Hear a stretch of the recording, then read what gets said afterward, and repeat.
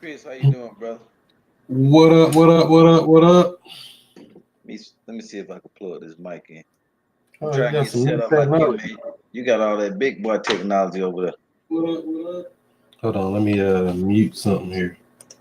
Make sure we ain't getting double feedback. Can you hear me? I can't hear it.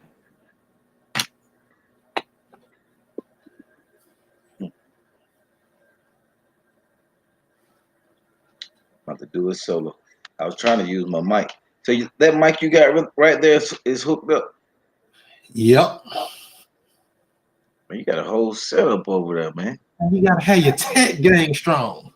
What you what you was doing, man, with all this stuff? Radioing. Show no. It's say we're live on here, so I don't know. Let's see. Oh yeah, we Yep, are. we're live. Hey We guys, live. we're live and in action, baby. Yeah. So we here with Chris, my brother Chris. He up there killing it in St. Louis, knocking the doors down up in St. Louis. You know it. You know it. You know it. How you doing today, man? Man, I'm just living a good life. I'm doing some. I just hired a second VA, so that's a job in itself. Oh yeah, I gotta teach. Maybe you may be using the same VA company I'm using. They pretty good. I got one out the Philippines. They only charge like $4 an hour. They English great.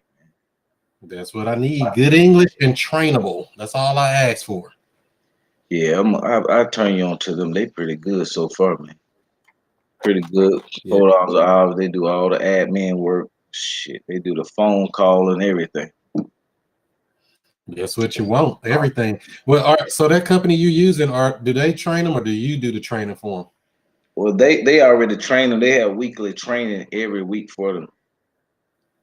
So Mm, they train them. They team themselves every week on like first week they train them on they do it 3 times a week. So it's on phone call, admin work, and some other thing they said. Oh, and speaking.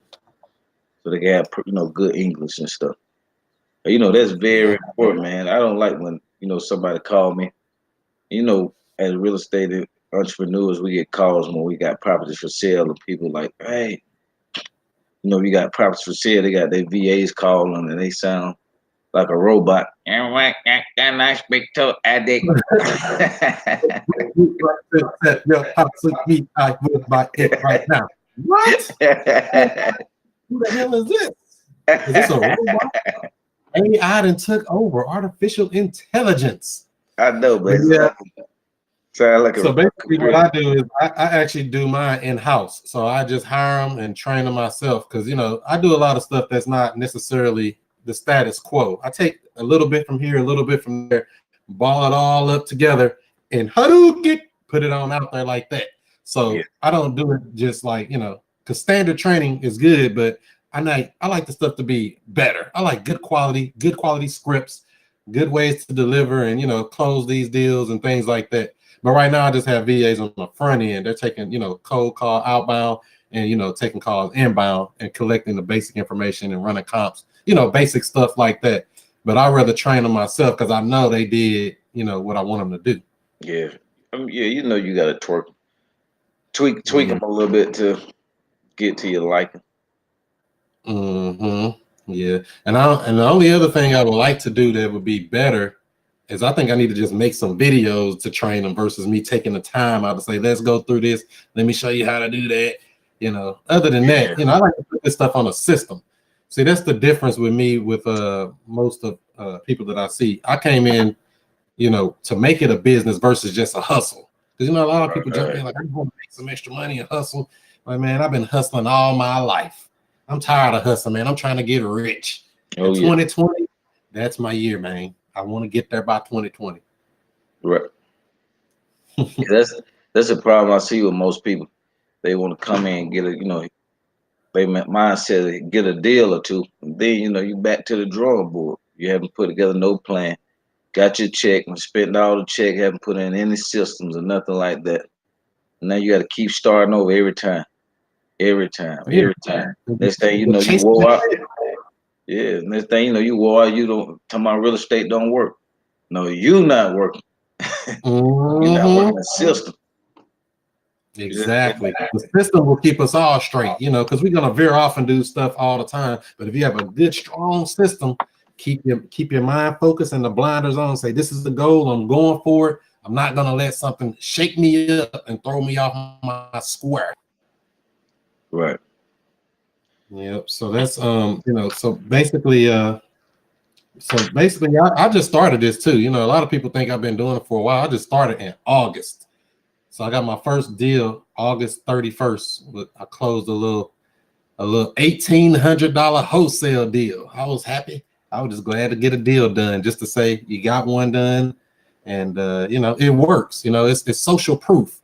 You see people throwing these checks up, and hey, look, my check, man, my check fat. Hey, man, that's stuff fake. You know what I mean? You be thinking people faking, man, they lying, or like Bitcoin and cryptocurrency, all this stuff people so-called getting rich from. And then when you go through it yourself, you say, oh, this the real deal, baby. Let's come Oh on and yeah. do that again. So And that you was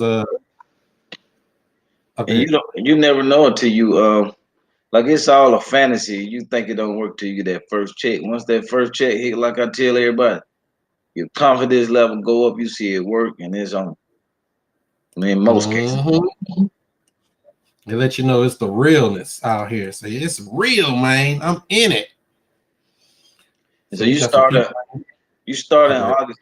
What would you say have taken you to close as many deals? What has helped you close as many deals as you have since August? Because you closed how many since August?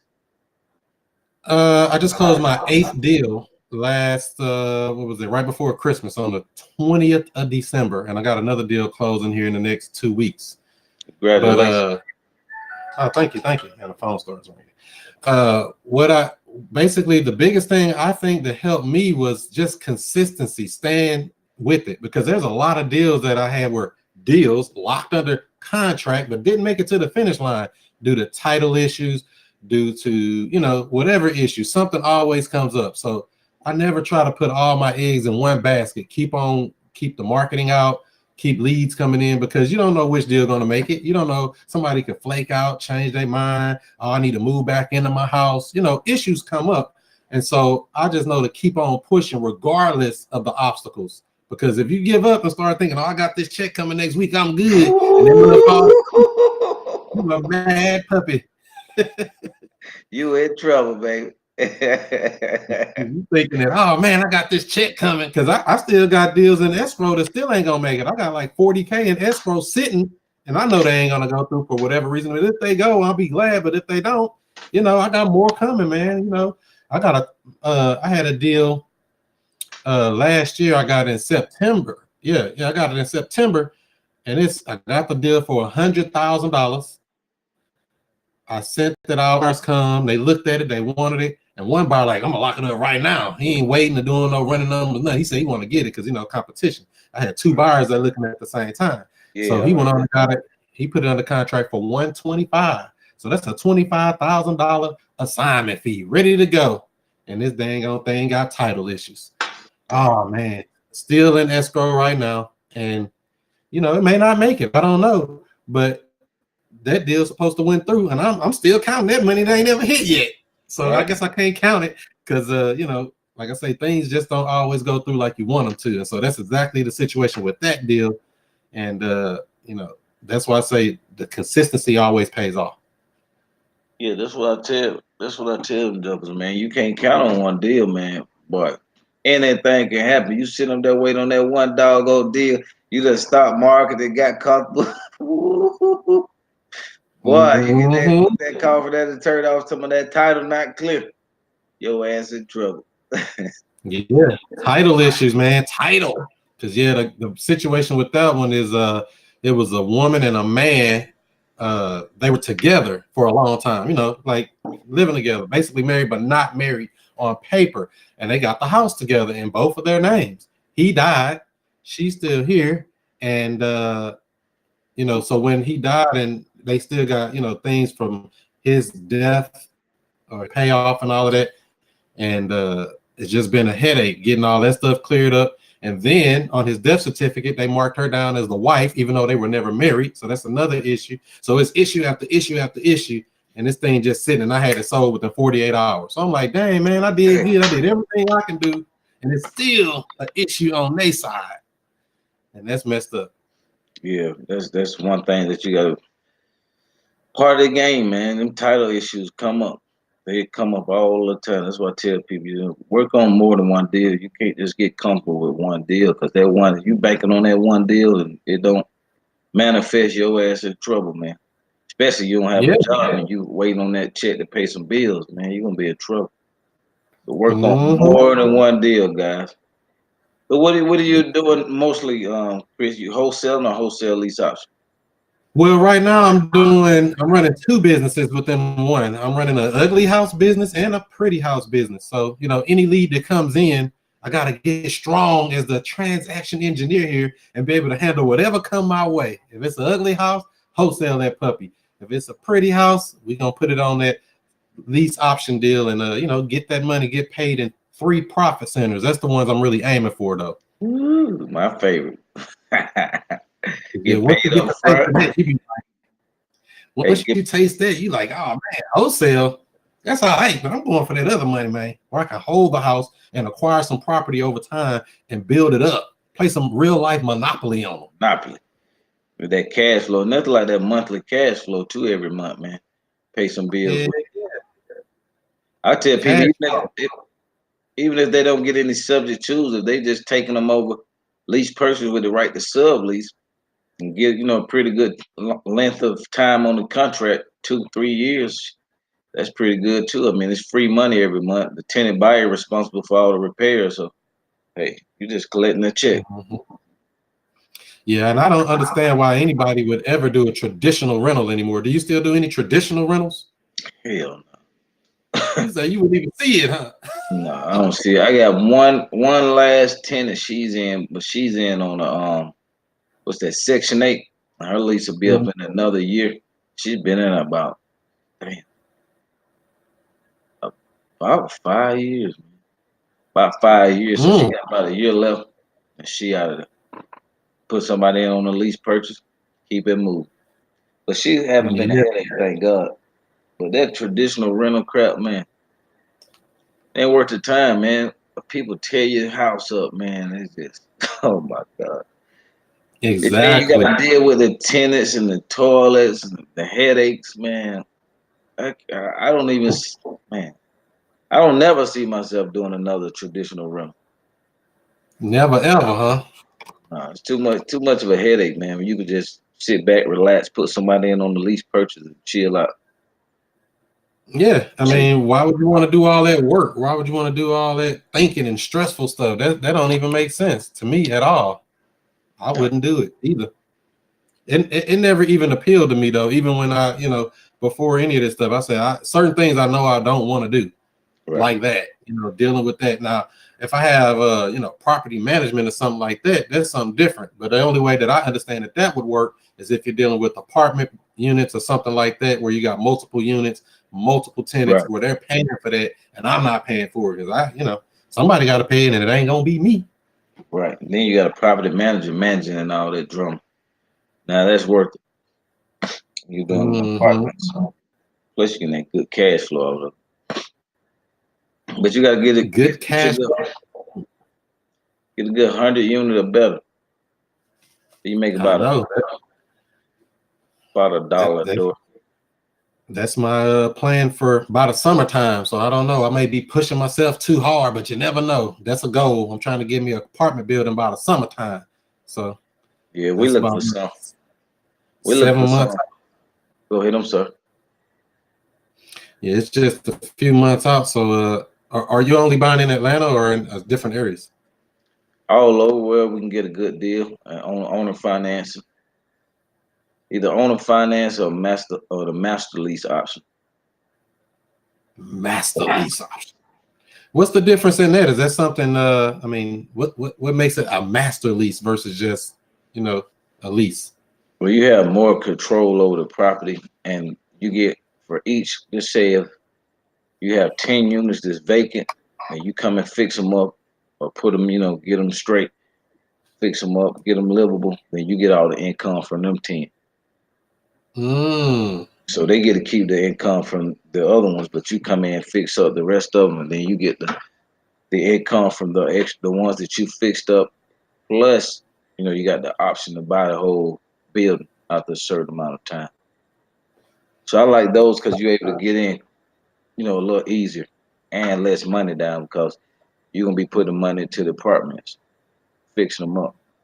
So that's good for like people who, you know, properties are regular, need of a little TLC. And we not Mm. come in and do a whole major rehab, like we need just everything. But we would come in and do some painting, carpet, something like that, a little flooring, and we just collect for however long we got that lease for. Mm. So you just living a good life, collecting money while everybody else working hard out here. Yeah, just about it. Mm. So once you see the light, you're like, oh, I ain't going back. I'm going over here where money just coming in just for no reason. And brother Chris said something on the video a couple weeks ago, I think couple months ago, actually, when he was on there saying it's okay to get paid for doing nothing. I said that's some powerful stuff right there. We've been taught, man, traditionally you gotta bust your ass and work so hard, but you think about the people who's actually on top, the CEOs and all that stuff, only thing they doing working hard, picking up that phone, make sure everybody else working. That's it. Managing chaos. Right. Get paid a big bucks. Right. And so I mean it makes a big difference. I know it makes a difference to me because I'm all about putting a system in order because regular old working is not for me. I'm gonna go get me a good old job, man, and get some good benefits. I don't even know the definition of a good job. I ain't never had one. And don't forget your gold watch you get at the end of the 40 years. You gotta put them 40 years in now. Get that good gold watch that's plated. Exactly. Hey, what is Seiko? Get that gold Seiko watch. Yeah. And that's what I say. I don't even know what a good job is. Best job I could say I had was the military, if that's considered a job, risking your life. I was in the Army for 6 years. I deployed to Iraq in 2003 and made it all the way back. So that's about as good as it gets for me as a good job. What about you? I worked let me see, I'm 40 now. I probably worked maybe 2 years my whole life, man. Together, collectively 2 or 3 years. I was it may have been about 2 or 3 years because when I was first got into real estate, I was driving forklift. Did I tell you that story? No, I never heard it. Yeah, I was driving forklifts, man. And I had 3 kids. And shit, my mom paid $5,000 for me to go see Paul. So back then, he's still taxing, but it was like $5,000 for 5 intense days of training. And so I had a forklift job. I'm making like $12 an hour, but I'm with a temp service. So when you do temporary service, you just can't be taken off like that. Like you just really got a job, you go temporarily. So don't get too right. Hey, don't get too happy now. So I had to take off. I needed to take off Wednesday, Thursday, and Friday. The seminar was Wednesday, Thursday, Friday, Saturday, and Sunday. So I needed to take off 3 days, man. So I went to my manager, and the job had already got hard anyway. It was sweet at first because I had a little chick work there. She liked me, so shit, I was chilling, man. I was on the forklift. I probably worked 30 minutes a day. But we back there in the office kicking. But a new lady came in, new floor manager came in, and all hell broke loose. All the chilling was over with, baby. But the work. Oh my God. I'm like, so we had to jump off, man, and load pallets and shrink wrap them and put them on the truck. So that was going on for about 2 weeks. I'm like, shit. So my mom like, look, we got to go to the seminar. You got to take these 3 days off. So I went and asked the lady. The lady who liked me, I know I would have got off. She was like, okay, go ahead. But this new lady, she wasn't here. She said, you take off here, you fired. So that was a tough situation, man, with 3 kids, man, because you like, damn, what I do, man? I'm just like, hey, I got to roll the dice. I said, I can't stay here for no damn $12 an hour. I think I've been on the job like 8 months. I said, I can't stay here for no $12 an hour, man. I just can't do it, man. So I just took a leap of faith, man, and quit. You know, I told, okay, well, I quit. Took a leap of faith, went out there and went to go see Paul. You know, before I got there, you know, he told us how to advertise and bring deals. I brought deals with me. We got on the stage. We called a couple of people. Got my first subject to deal at the seminar. So that my first deal was a subject to deal. They called them on stage and we sealed the deal. As soon as I got back to Atlanta, you know, I signed the person up for subject to deal. It was a lady. I gave her $2,000, nice house. Her and her husband get married, so they had two properties. So, you know, they signed over the title to me on subject to. I gave them $2,000. Boom, had that deal. Then within about another 45 days, within that same time frame, I did a wholesale deal. I was just putting flyers on doors. Because, you know, when you first get in, man, you just aggressive and hungry, man. I lost my job. I got 3 kids, so I got to make it work. You know, my back against the wall. So I'm out there just going nuts. I'm putting out the flyers everywhere. Lady called back from the flyer. Want to sell the property. Got it under contract for $60,000. Ran the ad in the AJC. But we didn't have this good technology like back in 05. Shit. And post everything on here, man. We had to run ads and papers and stuff. So I posted a paper. My boy Keith called me. We still friends to this day. He called about that property, man. I made 15 grand, man. It wow. It blew my Blew you away, huh? Yeah, it blew me away. Because I only invested, I gave the homeowner $10 to put it under contract, sold it for 75 and made 15 grand. Hey, it's been on ever since, man. So like an hour worth of work, huh? And you was like, what the hell? And the crazy part about it, man, I'm like, I was doubting the whole time. I'm like, man, this can't be real, man. You just can't make $15,000 off $300. It's some bull crap. So I'm waiting at the close. I'm looking out the window. I'm like, man, these people, they gonna know I'm finna make this kind of money off this house. They're not gonna show up. So next thing I know, they pulled up in the Porsche. They from New York. They pulled up in the drop top Porsche. They were down here balling, dude. They bought up everything. So they came in, bought the house. So I got the check, right? So I'm going to the bank. I'm staying nervous. I'm like, man, they gonna say something when I get to the bank.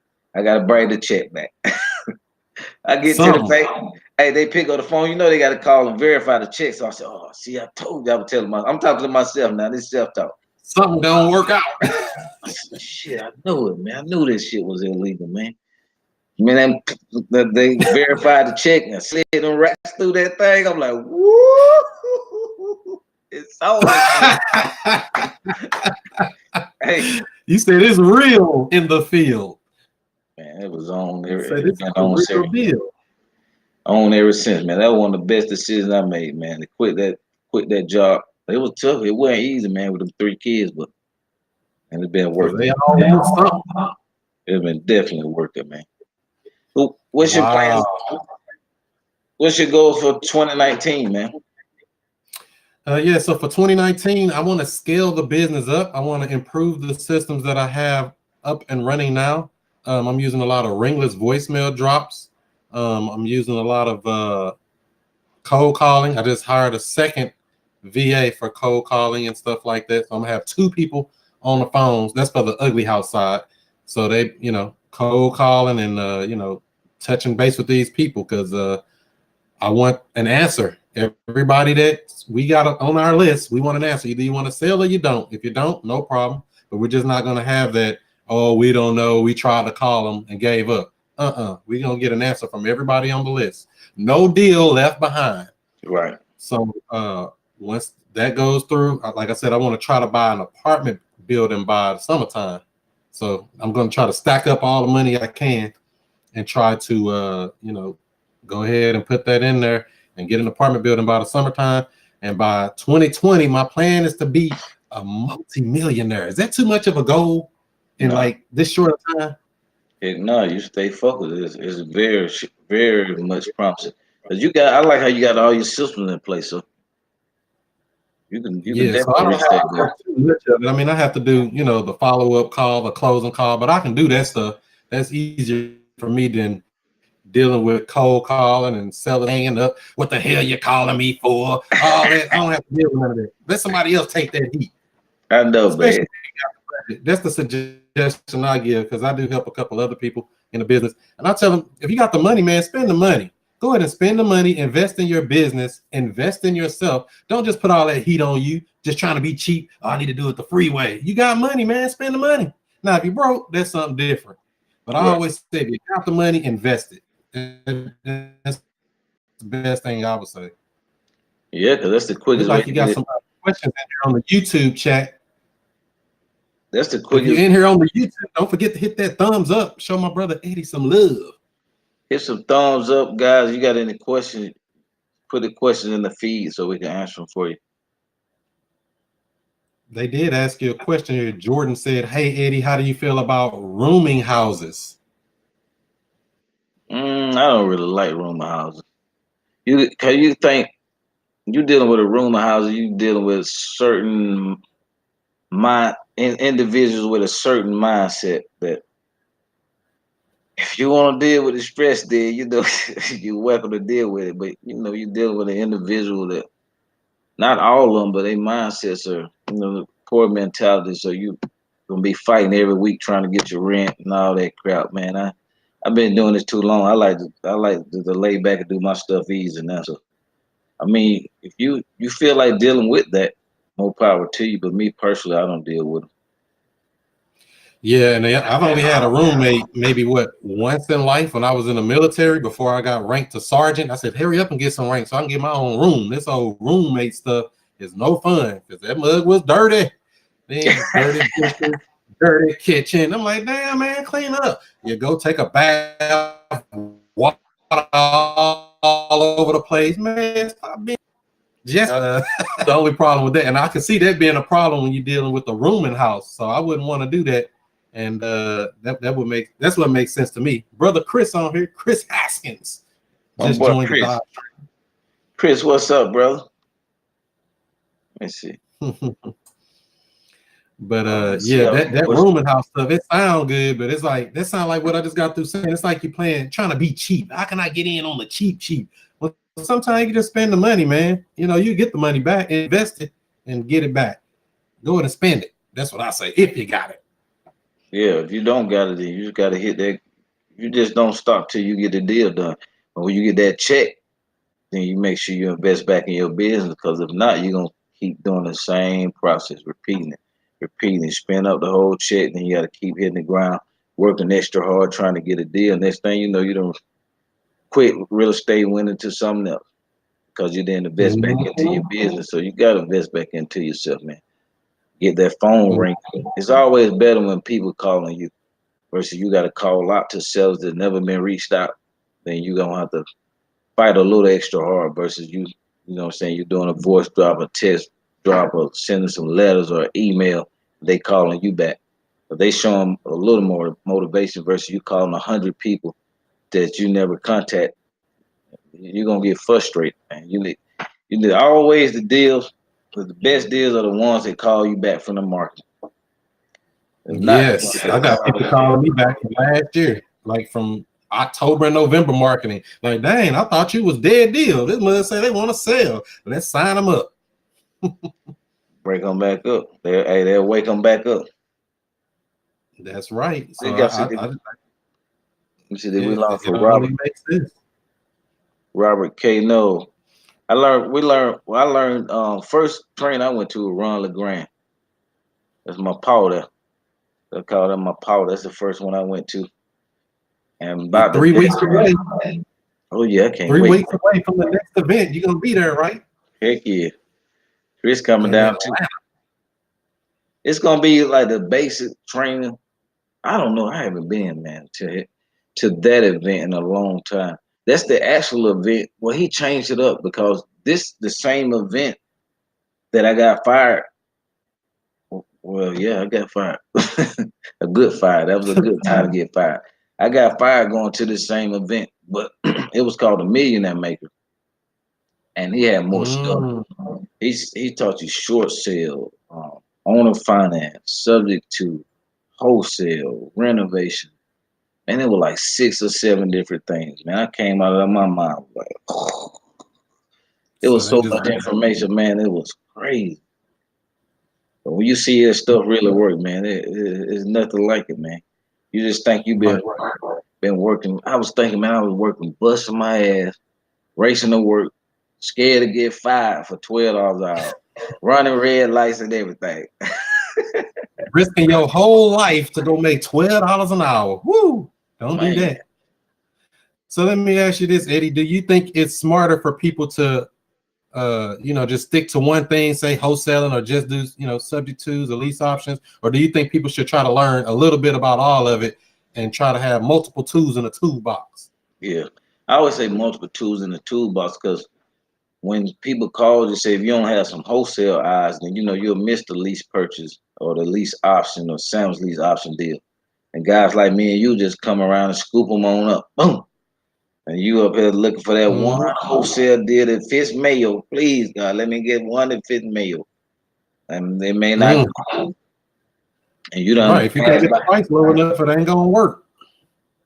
And let's be realistic, man. Everybody's jumping into wholesale. Everybody. Exactly. You got so many wholesaling gurus and stuff now that popped out the woodworks. But when the market crashed in '07, '08, I didn't see none of these guys. Everybody I knew from back in Mm. '05 and '06, shit, they was gone. When that market crashed, everybody disappeared because they was only wholesaling and they was only rehabbing. And I was one of them guys. I was doing a couple of subject twos, but I wasn't big on subject two because I was getting a couple of them, maybe one or two a year. But I was more focused on that wholesaling because I like the big checks was coming in. But when that market crashed, it tightened me up. I'm like, shit. I seen one of my buddies. He don't do any wholesaling or rehabbing. He only do subject twos. So he had acquired about 40 subject two deals. So Wow. when the market crashed, man, that brother was straight. He was straight, Chris. I'm over here scratching my head like, oh shit, what's going on? I mean, this So brother they sent me kept making that. their payments, and so basically your buddy, he had all those 40 subject twos, and they just kept making their payments like nothing was wrong. Kept making the payment. He living beautiful. Market crash, Mm. you can't even tell the market crash. And his life wasn't affected any, man. They still going out to eat. Him and his wife still going out to eat. Hey, me and my old lady looking at each other like, shit, what we go eat? Hey, you got some of that tuna fish or salmon or what you got in the can over there? Some spam? So spam. You got a couple cans of spam over there. Damn. Well, Mm-mm-mm. I'm telling you that market crash. So So they taught me a do you value. think, because you hear a lot of people say, you saying that the market's getting ready to crash again. Do you believe in that hype? Do you think this is about to be a big crash all over again or something with the real estate market? Well, it crashes every 20 years. They say about every 20 some years. So the last crash in '08, hell, this '09, it's only been 11 years. I predict probably maybe 5 more years. They said it's gonna be a credit crash, like with all this credit they've been giving out to everybody. I heard that market is gonna tighten up. They're gonna crash with their credit crisis. Yeah, because that's basically what I understand about it. Real estate never crashed. The financing is the part that crashed, correct? Yeah, so it's gonna be basically the same thing. But I think we got probably about 4 or 5 more years, something like that. But I hope it So does, man. the people that's running down to the bank begging for a loan, asking and begging and saying, please let me get in this house, those are people that are going to be affected more so when the market crash. Would you agree? Oh yeah, they'll be messed up. They'll be definitely messed up. So That market crash, I tell everybody, look, make sure you liquid. Because if you're liquid, man, you're gonna get the best deals out there, man. We was buying properties downtown Atlanta, 5,000, 10,000, $8,000, man. These properties now worth 150, 160,000. So, and mm, man, that market crash. The only thing I can tell you, man, be liquid.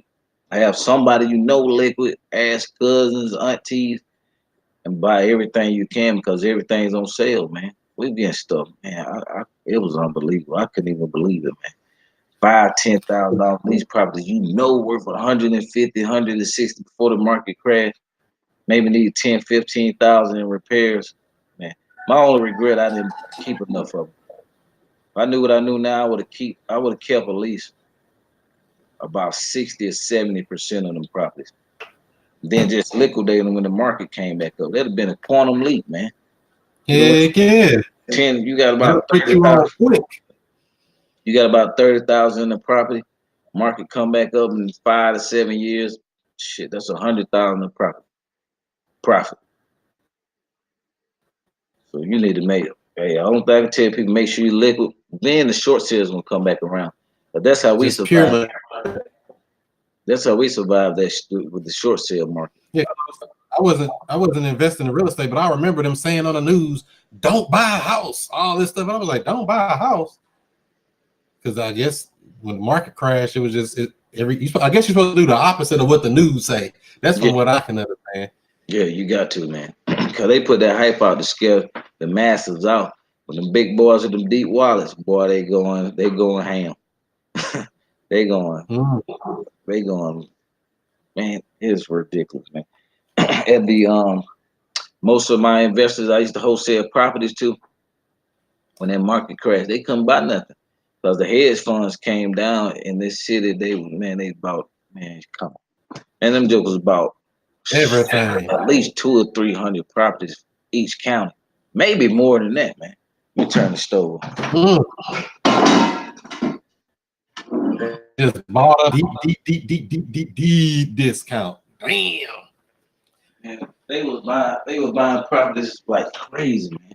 I'm talking it was crazy, man. My investors couldn't buy anything, so it put them out of business even further. But I helped most of them and sold them short sales. So short sales, they put a money in the game at first. But now you got a real estate agent and everything to do short. That's Bruges change where you have to go through an agent now so that you can do a short sale. Well, that ain't the problem that I don't like, because you can help the agent negotiate the short sale. The only problem I don't like, they have the restriction laws in there now. So some of the laws say you can't resell for 30 days. Once you buy it, you got to hold the property for 30 days. So that stop you from wholesaling. If you don't have the money, you can't put it on a contract and resell it, unless you know a little trick like I know with the land trust, and you can get around. Yeah, I was gonna say you got to get creative. It sounds like now. Yeah, with a cash transaction, you can get around it. If you getting a loan, though, you just got to buy it and hold it. But they also put another stipulation that if you buy it, then after 30 days, you're gonna resell it and make 10% profit. You resell it in 60 days, you can make 15 to 20. Man, some bull crap, man. They put all that bull crap in there. So I don't blame them. We were flipping the snot out them doggone properties. As soon as the ink dry on the approval letter, we had them sold. That's right. Flip it and dip it, baby. Look like you got a question on here from Marquis. Say, would you recommend buying your personal home the subject to way? Heck yeah, I buy every home. I only bought one home I've been in the business since 05. I only bought one property in my name. What year that was? Shit, I think. Own nothing, they control everything. 08 or something, I bought a property in my name. But other than that, man, everything's subject to. Because you can get the bigger, if you can afford it, you can get a mansion, man. Shit, $2-3 million property, man. We have people every month, man, with these mansions. They want 10, 20,000 signed over the title. You think somebody with $1,000 payment got a headache? Imagine somebody with a $10,000 a month payment. You know they stressed. Shit, man. And one thing I like too about seeing like these high-end sellers, they're more savvy, so they understand owner financing and stuff like that a little more easier than people on a lower scale. You just have to explain it a little more to some of them. Some of them on a lower scale don't give a damn. Hey, you bring the check, catch up these payments, you can have it. I'll figure out the rest later. I know that's right. And them the people I'm looking for, motivated sellers, not just homeowners, motivated sellers. Yeah, motivated. Let's see here. Lena Pena. What's up, Lena? Say, how long do you give a rent to own to miss payments before you take the house back? Oh, your ass out of the first payment. Now I don't know. It's You different ain't everywhere playing. else. Hey, it's different everywhere else, but in Georgia, all you got to do is be behind because they technically is leasing the property with the right to purchase. So they basically just leasing. So Mm. they miss that lease payment. It's your ass, Mr. Postman. Now if they cool and they been in there a while, I work with them. But if you just got in there, you missing payments, that's a sign that you're gonna be missing a lot more payments other than this one. So I got something for you. Next, you out of there. And yeah, sometimes you got a high risk tenants. I mean, high risk. Credit is for, the credit report ain't gonna lie. You miss payments, baby. So we got to get you out of there, or you got to do something. Gotta do something. So And you I get have them out of there real quick. You don't give them too much time, huh? no, because they're gonna drag in until the next month. Then I gotta make 2 months payments. So I'm gonna keep my Mm. costs down as much as possible. I had one subject Yeah. to property in 2 years, man. I made about, let me see, I got 8, 19, 12, 17. 2 years, I made about 17,000 on non-refundable deposit. The people moving Wow. in there. One guy moved in there, him and this stripper. Come on, Pops. Pops was about 55 years old, stripper 30. She done sold him all the dreams. He thought that he was the one. Shit, she was out of there. He stuck. So he had to move back to Florida. Man, it was all kind of drama. He moved out, put somebody else in. No problem. What'd you say, Chris? Say that's no problem. I'll just keep that non-refundable. That's why we do it. Non-refundable. Protection. That makes total sense. So you say they got to get up out of there. So they start out making good money, and then they got to go. They start acting fun. Put somebody else in there real quick. Have you ever had to do an eviction? Yeah, couple of times. And it wasn't too much headache, huh? Nah, because it's non-refundable. Now I slipped though, man. I slipped on one.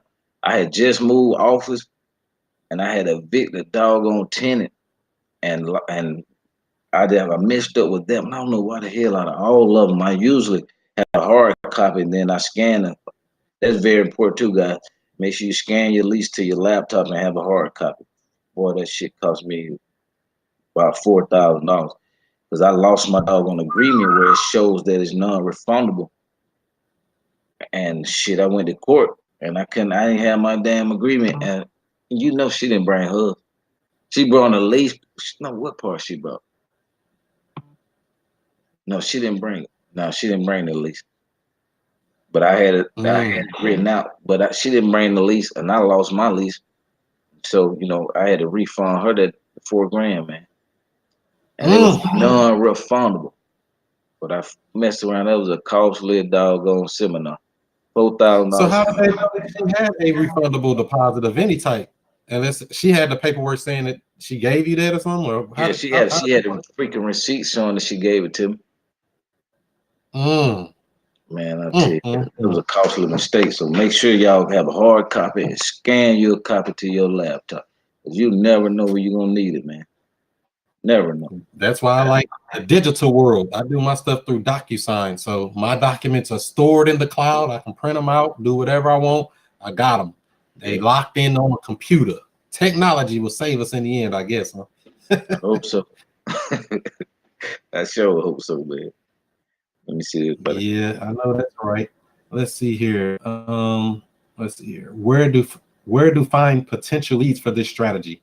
The same place you find leads for everything else. Motivated sellers, bandit signs, cold calling, things like that. They're saying where do we find leads for this strategy to get subject to deals, Eddie?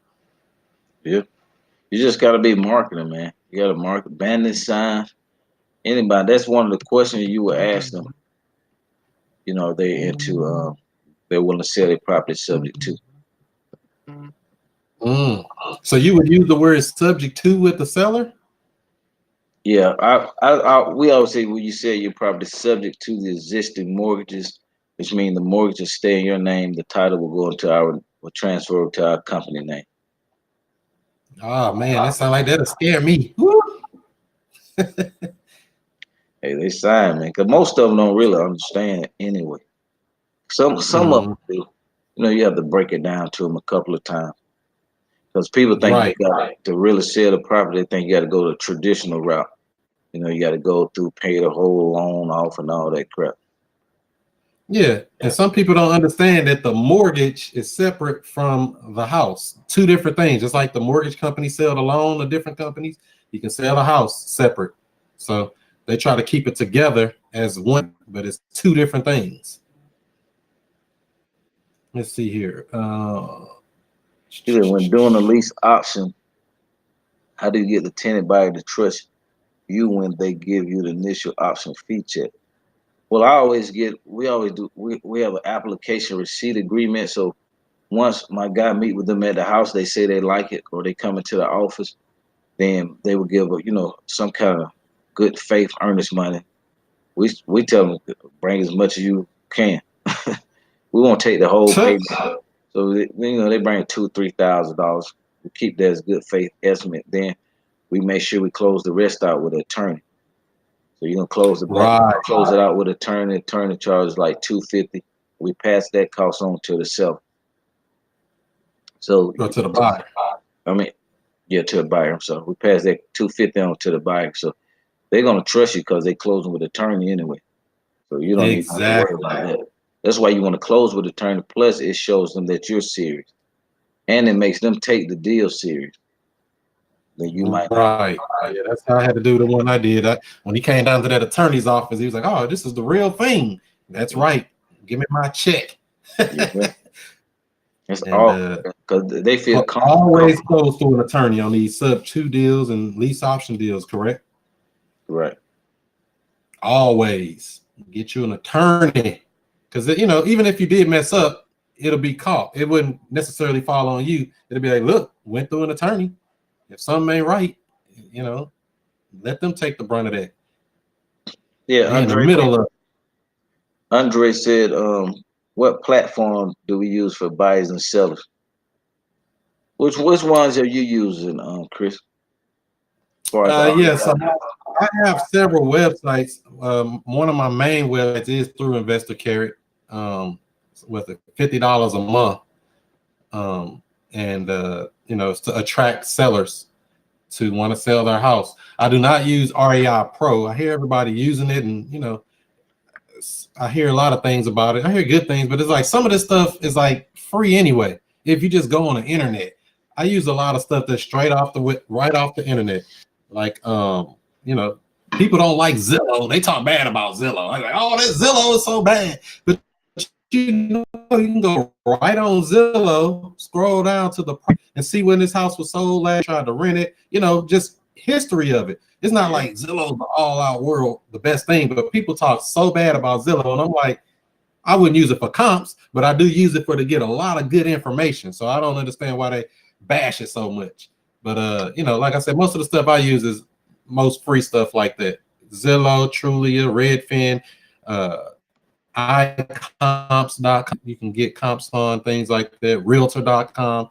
And if everybody, I do a consensus a lot of times to run my comps. So say I go to iComps.com, Realtor.com, Zillow.com, Trulia, and Realtor.com, and they all say the house worth 100,000. It's probably worth 100,000. If everybody's saying the same thing, I add them all up and average it, and it'll give me an idea, ballpark, about what the house is worth. And then I can still go through and do a traditional go through and see what's sold, and comparative market analysis and check it out to run the comps that way. But when all these sites saying the house is worth this much, it's probably worth about that much fixed up. Would you agree, Eddie? Yeah. If all the platforms saying the same thing. Yeah, because I don't see why everybody would lie. If everybody's saying it's worth this much, it's probably worth at least close to that much. Close to. It don't have to be exactly that. A good ARV. ARV. Wow. Rosanna said in California they're pro tenant. She had to pay them to leave, and they live rent free for 6 months. Damn. Yeah, I'm Where good on else that they California. pro? pro tennis state. They don't play at Georgia. Your ass don't pay you out of there. They don't Yeah, play. that pro tennis stuff. That California though, y'all got some rules out there, man. I mean, I understand y'all want to do things for illegals and all that stuff, and give all this pro liberal stuff. Good luck, man. I'm good on that. I want to be in a pro business friendly situation wherever I'm conducting business if I can do it. That's just my opinion. What up there in Missouri? What are y'all eviction laws? Can you evict them Um, after they miss one payment, or they gotta miss a couple? from what I understand, you can start the process after the first payment. I've never done one, but hope I don't have to. Where the wood at? Yeah, But maybe if I do, it might be a good thing. On these, get this what do you call it? That deposit all over again, or that non-refundable option consideration, like Brother right. Chris called it. We don't call it a deposit. Just change the words up. So I Consideration would like that. yeah. So I haven't done one here. So I know you can start the process after you miss the first payment. So I'm definitely gonna, I'm not playing no games. Somebody miss a payment with me, I'm starting the process. You got to Man, go. you got Pay to, or quit. cause they got so many stores, man. I fell for them stores like crazy at first when I first started. Oh, my baby, she's sick. I had to go to the AR and pay this money. Okay, that you 1 month went by. There's another. My car broke down. Man, that thing I know I was coming out of pocket like crazy, man. I was like, hell no. Damn, they're like the loss of property like that. This lady would ride me out so much. She seen me coming, knew I was sweet for the pick. she Mm. she was almost rolled 3 months, man. I had to put her butt out of there, man. Then I got to come in. Then she had all them kids, so I had to fix the property up, make up the dang on back payments. Man, it was a nightmare. Uh, what a headache that was, I'm sure. Yeah, learned a valuable lesson. But you learn. I mean, no shit, nothing perfect. You're gonna learn as you go along in this business. That's part of the game. They were like, yeah, somebody missed the payment. And they were like, yeah, they're gonna pay next month and go through that same thing like you just described. 6, 7, 8 months later, they had to go ahead and get them through the eviction process. And I asked them, I said, why didn't you start it earlier? They said, oh, because they said they were gonna pay. I said, man, you can't play that game. Somebody ain't paying, man. I'm starting the process. You can catch it up and pay that late fee and all that other stuff if you get the money, but if not, we starting the process Yeah, because you the got clock to. starts ticking. Yeah, you got to. Don't even play with them. I'm telling you from experience. You play with them, man. The longer you wait, and I'm gonna pay next week. Next week go to next week, and next week go to next week. Now before you know it, you 2 months in a hole on your mortgage. They still playing. Because if you let I'm them not go doing it. you let them go a I ain't whole doing month. it. Yeah, you let them go a whole month playing games. Then by the time you finally start the process, they're gonna take another 30 days. But now you in the whole 30 2 months. days. Yeah, it could take time, And then there's people that are professional squatters out here. They know all the legal loopholes. They stay in your house a whole year, ain't paid Oh, nothing. boy, there's some good ones out here. It's some good ones.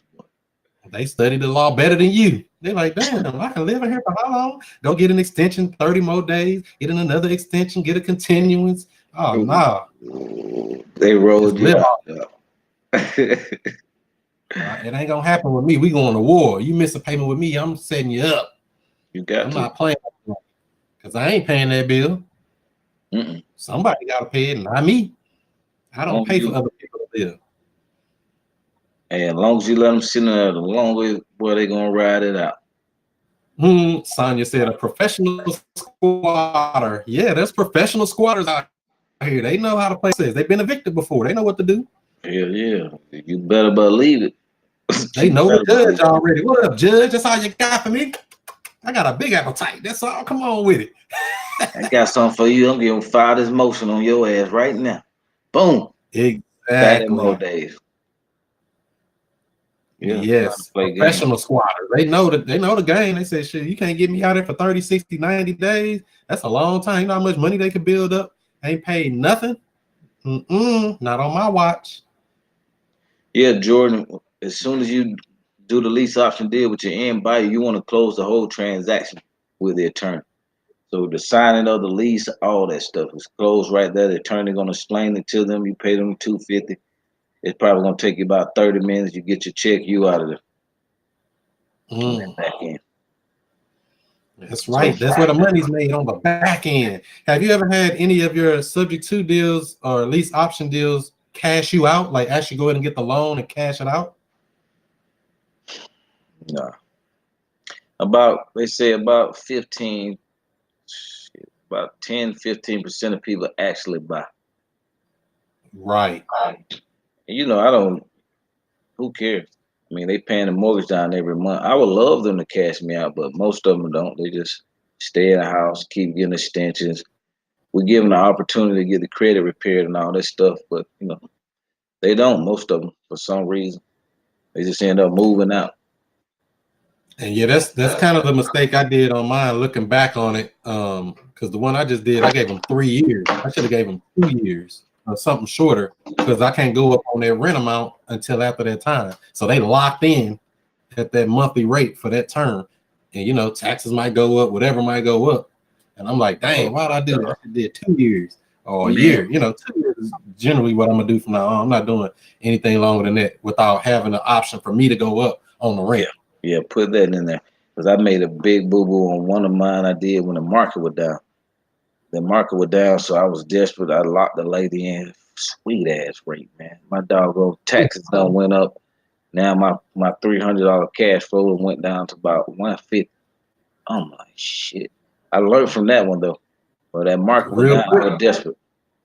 But man, she been in there a couple of years, man. I could have went up. What I'm doing now, though, I'm adjusting. Well, what I've been doing now in my lease purchase agreement, it goes up 2 to 3%. Your rent go up 2 to 3% every year. Oh, okay. Automatically adjust. Hell yeah, it automatically adjusts, man. Because them taxes go up, man. I got properties now, them taxes going up. Thankful, after that lady, I've been putting in adjustments in, so I'm doing good on the properties. But I learned on that one.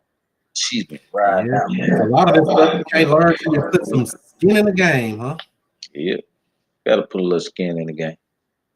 True Focus Investments LLC say, what advice would you give someone doing their first subject to deal? Make sure you do a title search. Make sure you close with an attorney.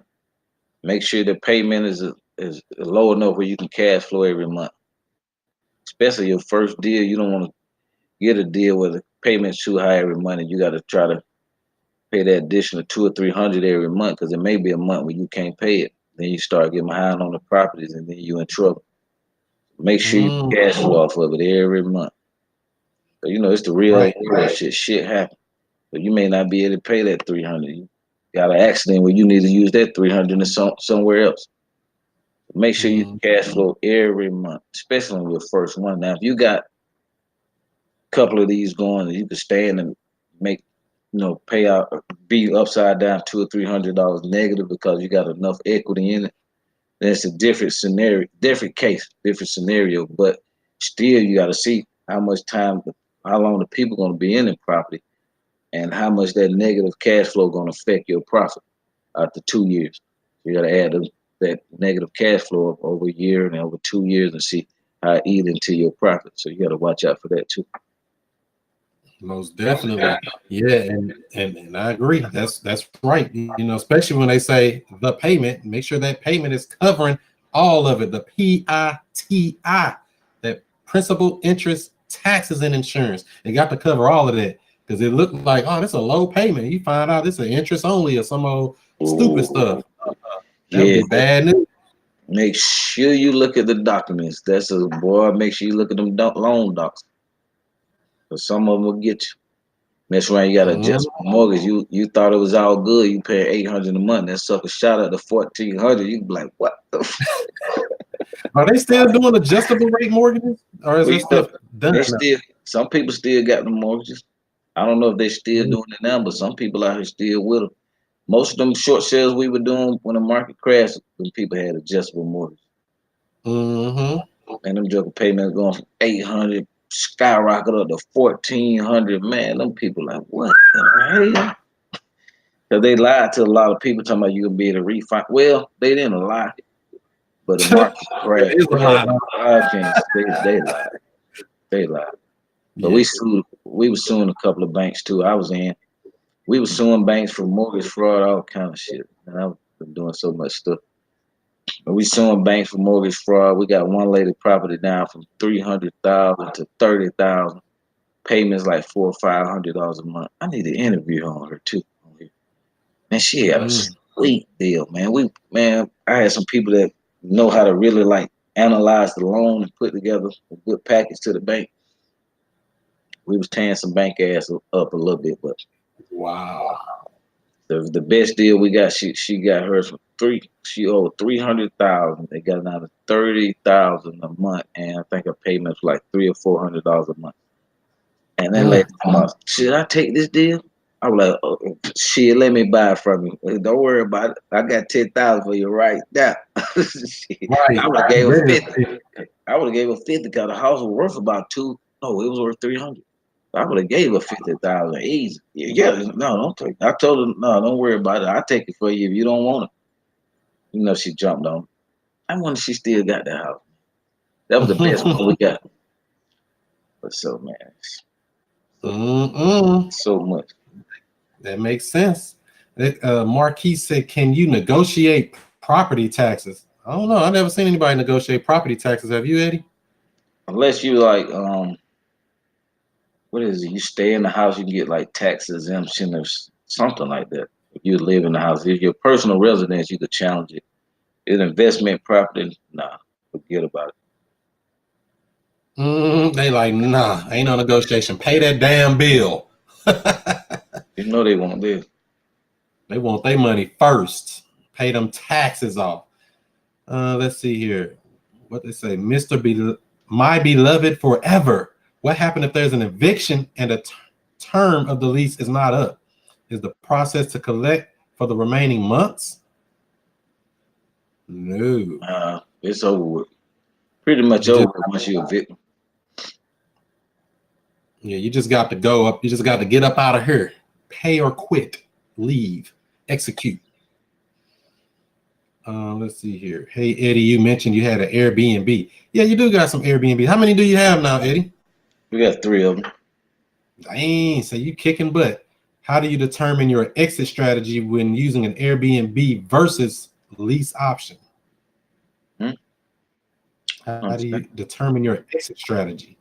And you with using the Airbnb.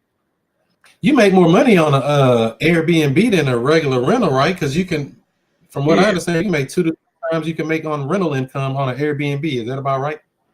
yeah. Well, you make a like our Airbnb. We're profiting about 1,000 to 1,500.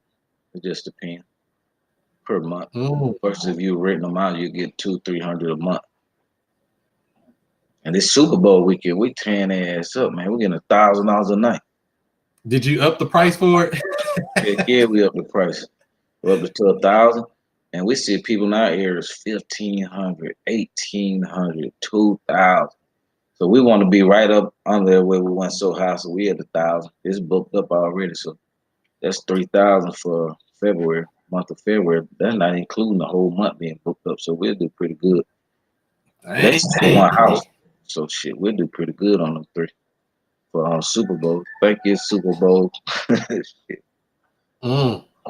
The Super Bowl in Atlanta. I know y'all was happy. That's gonna bring a bunch of money in there. Oh yeah, I'm trying to figure out what I could do there and make some more. Shit. You better go get your vendors thing and say popcorn. Get your popcorn. Sell some Super Bowl shirts. Get some Or little something. young cats out there with them Super Bowl shirts out there. You off Something. sure said. Say we don't even got a team here in St. Louis no more. We got an empty dome where the Rams used to play. Oh, I forgot the Rams gone, man. They done improved too. They went to California, man. Yeah, they out there knocking heads off, reminding how they used to be in the 90s. Damn. Short Yeah, sale. Marquis says I do short sale negotiation training. No, not really. We really don't do too many short sales now because of all the restrictions and stuff. I mean, we will do them because those are big deals. Now, then the deals we normally will renovate. If we do some short sale, it's gonna be one that's ugly as I don't know what. We don't need a lot of repairs. Them the only ones we're gonna mess with. The nice ones and stuff like that, you're not gonna really get a big discount where you can really flip. But if you get one, a nice one that need 40, 50,000 repairs, yeah, we do short sale on those because we're gonna get it dirt cheap. And we were doing so Yeah, many. Eddie, can you tell me how does that work? How does that look when you're negotiating with the bank on a short sale? Is it more so just I'll make an offer, they'll counter offer, or is it more like you got to put stipulations in there? We'll close within 30 days. I mean, give me an idea of how that works when you're negotiating with the bank on a short sale. Well, it's all about that BPO. It's all about the BPO broker price opinion. So you're gonna send in an offer, right? And what they're gonna do, they're gonna send their appraisal out there to appraise the property. That's the most important part of that short sale. The rest of that shit is irrelevant. You don't get that bank that appraisal down to see eye to eye with you with them numbers, then he gonna go back with that high ass number and kill the deal. Then you can try to submit another BPO or appraisal. See, some banks will do an appraisal, and some banks will do a BPO broker price opinion. That means they send a realtor out there to give them an opinion of what it's worth. So you need to make sure you're there on both transactions. They send an appraisal out there or a BPO agent out there. Take your ass to that property. You have somebody there to that property with a list of repairs. You want to point out everything bad about the property. You want to have a list of repairs because agents, let's be realistic. Agents don't know how much it is to renovate. Most of them, unless they in the business of renovation and stuff, but most of them don't know how much it costs to put a new kitchen in and paint that whole interior. They could just go give any kind of estimate because they get paid $150, $100 a house, so they don't give a shit. They just gonna go in there, take pictures and all that, and they out. So we make sure somebody's there. Yeah, we make sure somebody's there, point out every freaking detail, and have a list of repairs. Because that's the value, and the bank stick with that value, and that value is gonna be good for 90 days. So Yeah, and that's the other thing that I see when it comes to short sales. It take a long time. Is that correct? Like it could take months and months and months and dragged out. when they first started, when the market crashed and they first started doing it, the bank wasn't really ready. So they was putting together their little team to try to handle it, and this shit used to take like a year. So then when they finally got on board, they started going 2 or 3 months you can get them done. But now since they're not as popular anymore, you can tell they took all the people out of the short sale department, and they're not in there like that anymore. So they typically take now anywhere from about 3 to 6 months. So nothing short about a short sale. Only thing about a short sale is short long sale, huh? Yeah. Only thing short about a short sale is you get a discount. You might get a short discount, but other than that, it's gonna take some time. That's why we don't fool with them. Like I said, unless it's a sweet deal. It's too time consuming. And if you don't have that paperwork in, like they may drag they butt about getting something over to you or doing some updating the file. But if you don't have certain documents in, they give you like 2 or 3 days. You don't have it in, they'll cancel the short sale. You got to start all the way over. So you got to be on top of that. Calling you got to call. Got patience for that, I'm sure. We're too impatient for that. Man, please. It take too long to do it, man. I wouldn't do a short sale unless it's just a sweet deal. Good area, but a raggedy house that need a lot of repairs. That's the only time I took raggedy house. Yeah, I might venture out and do a couple of them this year too. But for right now, I'm just trying to build up some more, houses where I can hold and flow. Hold and flow. Yeah, if you're looking to make some money, man, quick and stuff, I sure wouldn't jump into no short sale, guys. You just starting off. You gonna have a long career, long dragged out career, and then you still working on that deal? Last year? Yep. Yeah, I'm still trying to get the bank down. Yeah. And they won't cooperate. Yeah. All right, Eddie. Let's see here. Somebody said, is text blasting still your favorite marketing strategy? Text blasting. Well, I like to do all of them. You just can't say one is the best because shit.